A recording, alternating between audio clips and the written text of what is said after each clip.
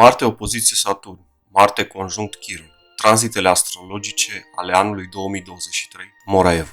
Bună ziua, voi discuta astăzi despre modul în care tranzitele astrologice s-au manifestat recent în viața mea. Evenimentul s-a petrecut nu cu mult timp în urmă, demonstrând modul în care tranzitele astrologice pot să puncteze ceva atât de precis și să estompeze ideea că chiar dacă știm ce fel de evenimente se vor dezvolta, suntem stăpânii propriilor vieți și putem să le împiedicăm să se întâmple. Povestea are un grad de amuzament pentru că în timp ce urma să jucăm un meci de fotbal cu ceilalți colegi de-ai noștri într-un oraș din apropiere, iar drumul era destul de complicat din cauza zăpezii proaspăt așezate, i-am deschis harta astrologică pentru a vedea dacă sunt întârzieri pe drum. De obicei nu fac asta, ci doar atunci când nu am un traseu bine stabilit. Imediat ce mi-am deschis harta natală astrologică, le-am spus că urma să mă rănesc la față în acea seară. Unul dintre colegii mei chiar m-a întrebat dacă ne vom accidenta în acea seară și a râs macabru. Totuși, ce a provocat acest incident și alte câteva în acea noapte, pe 27 ianuarie 2023.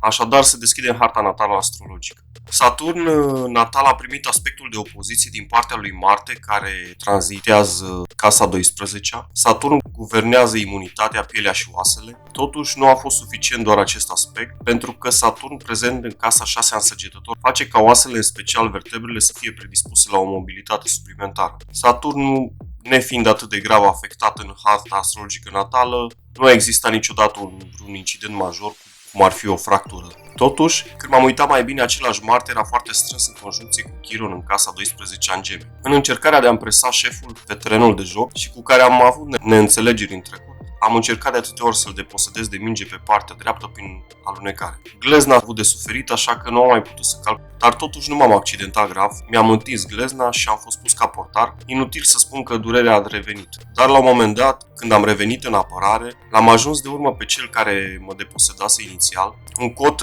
puternic m-a lovit în maxilar, tendonul care unește maxilarul cu craniul în zona urechii s-a întins din cauza loviturii, care a fost atât de puternică încât nu am putut închide maxilarul pentru o vreme. Astfel că avem încă un tendon afectat ca urmare a acestei activități sportive dată de natura lui Marte.